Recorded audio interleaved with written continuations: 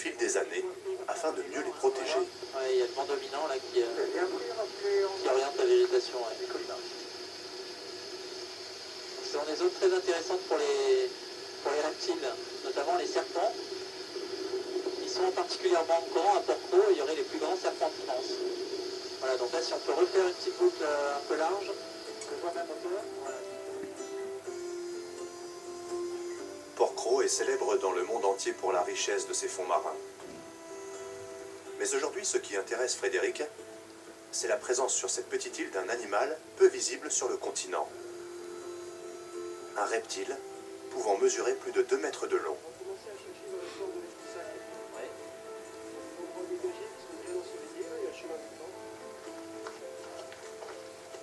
Frédéric a rejoint Maxime Briola et sa petite équipe.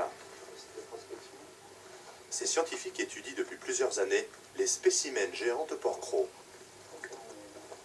C'est un secteur qui est très bien, c'est un vieux muret en terre sèche. Il prend bien le soleil dès le matin. Il y a plein de coins pour se planquer, des grosses pierres plates. C'est peut-être une couleuvre là. Ah, ou alors non, il est dressé, c'est un lézard.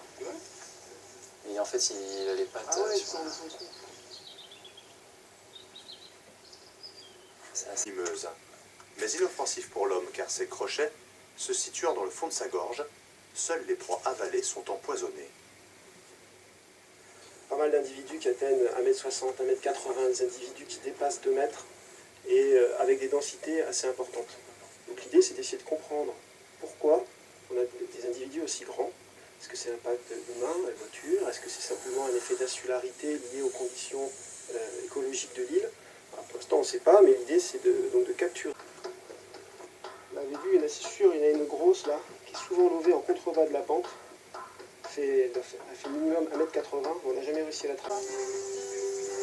Sandrine fait partie des heureux propriétaires du Levant. Elle fréquente Héliopolis depuis plus de 40 ans, depuis que ses parents sont venus s'y installer.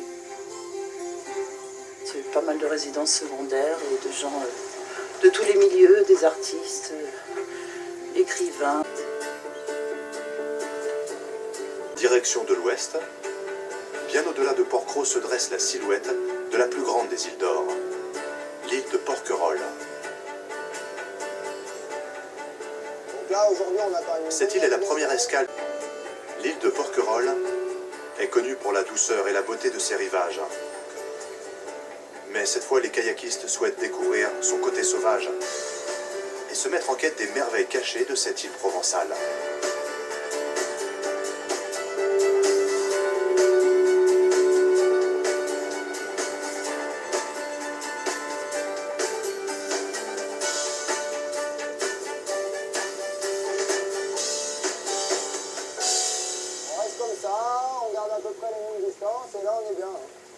Ah, regardez comme c'est magnifique là.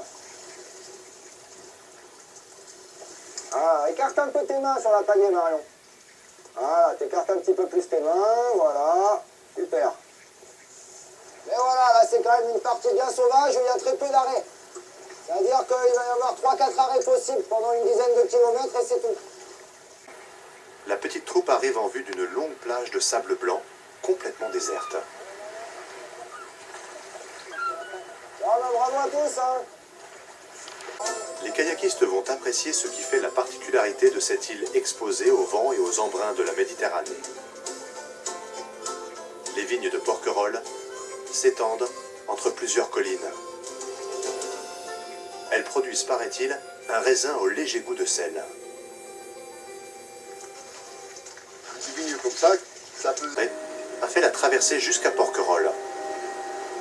Malgré l'orage qui menace, un pêcheur de l'île a bien voulu guider la peintre officielle de la marine jusqu'à la plage de l'Alicastre.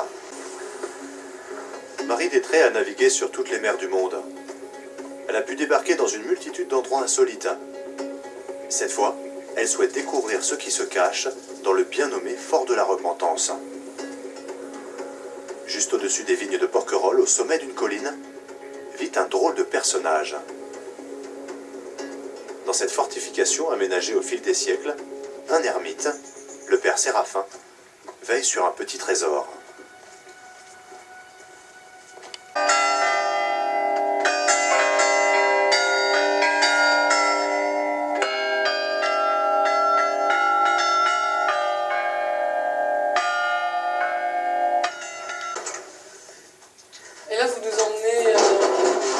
sur le toit terrasse. Attendez, vous habitiez là, c'est vrai? Oui. Ah oui, dans l'ancien poste de comment? De la même superficie, l'une sur Et l'autre. du coup, on peut aller voir. Pop orthodoxe. Charge à lui de le remettre en état. Un lieu saint. Hein? Un lieu saint. voilà. La chapelle. Ah oui, c'est magnifique. Extraordinaire, extraordinaire.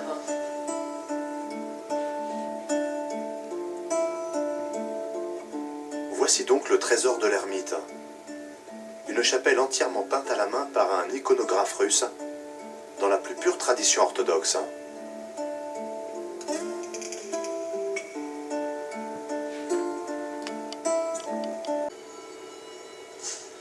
Et toute la sculpture est faite ici. Voilà. Attendez, mais vous avez fait aussi... Voilà. Ben, ça c'est de la décoration. Voilà, c'est de la décoration. Ah, mais c'est vous qui l'avez fait aussi, Oui, tout oui, ça. tout ça, oui, voilà. Voilà. Et en plus des travaux que vous... Le ciel s'est couvert sur Porquerolles. Le vent commence à souffler, et au large la houle se lève.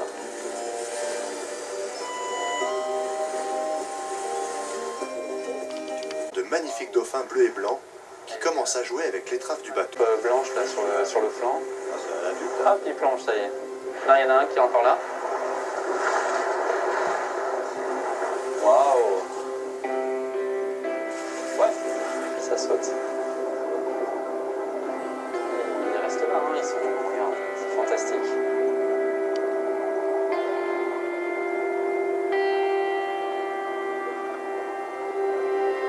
Ouais, René, je te vois là. Est-ce que tu m'entends? Petit quart d'heure de navigation, une masse sombre apparaît.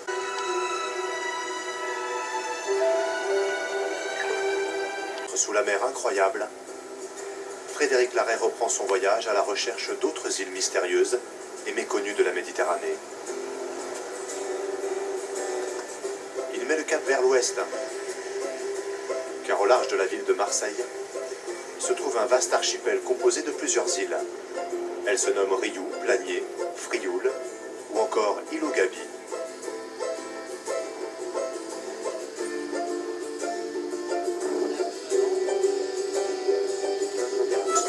Ça nous permet d'avoir une vision un petit peu des écosystèmes aussi du continent, si on avait un petit laboratoire sous les yeux en fait.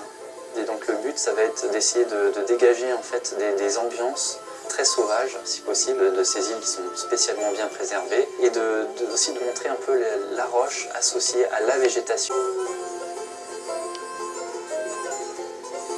Vue du ciel, ces paysages insulaires n'ont rien à voir avec les îles verdoyantes de Porquerolles ou Porquerolles. Ici règne un univers minéral, on dirait des confettis de roches jetés sur la mer.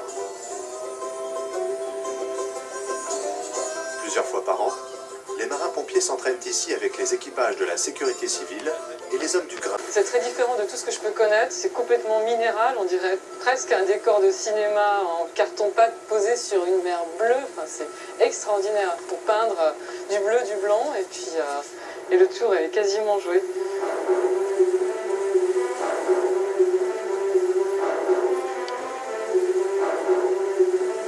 Les sauveteurs marseillais s'entraînent pour dégager, devenu célèbre grâce au comte de Monte Cristo. Dans son roman, Alexandre Dumas relate les aventures d'un certain Edmond Dantès, emprisonné ici en 1815.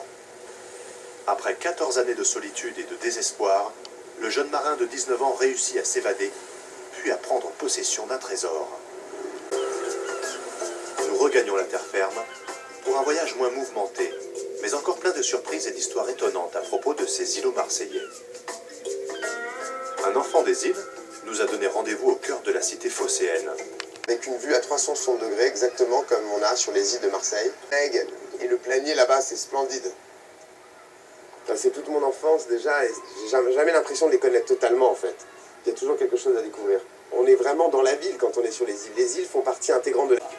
Il revient sur les traces de son enfance en compagnie d'un ami, car il tient à lui faire découvrir l'ancien fort On voit encore les poulies. Et toi, quand tu as vécu ici, c'était comme ça déjà? Ouais. Ah ouais, tout ce que tu vois ici était comme ça. Et donc là, c'est l'accès à la grotte. Donc, tu entends le bruit, regarde le bruit de la mer. Et cette grotte est exceptionnelle, Elle est très peu connue parce qu'on ne peut pas y accéder, on peut y accéder qu'en apnée. Et quand on arrive dans cette grande voûte de pierre, avec la lumière qui passe à travers, l'eau est turquoise, enfin, avec du sable.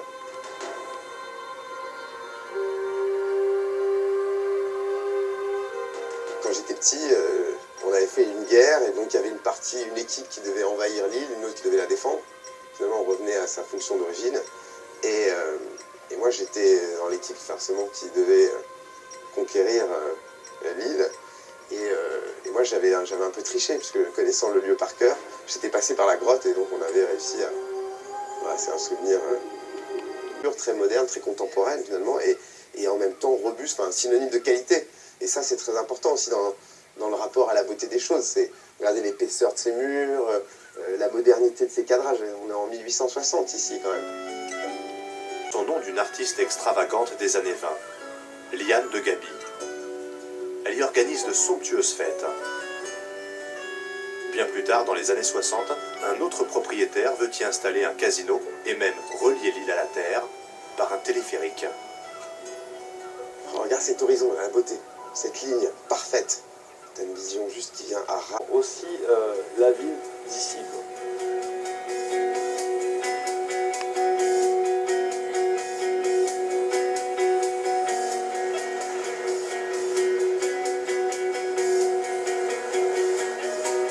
Raito doit rejoindre quelques amis pour admirer le coucher de soleil sur la mer. Pour tous les voyageurs, l'île du Planier a donné son nom à un phare que tous les marins au long cours connaissent.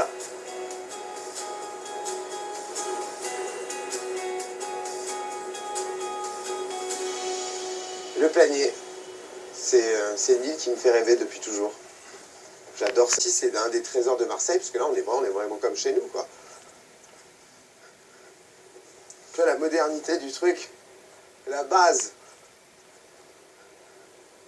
avec cette pierre magnifique, tu vois, elle invite au toucher, quoi. Il y a vraiment une... Ça, c'est des formes qui me plaisent, qui m'affectionnent. Ben, tout ce qui représente, il y a ce travail de sculpter dans la pierre, comme si, voilà, et là, on passe... Elles sont ultra taillées, là, elles deviennent un peu plus abruptes. C'est magique, il y a quelque chose de mystérieux, il y a une vraie histoire qui a forgé chacune de ces pierres.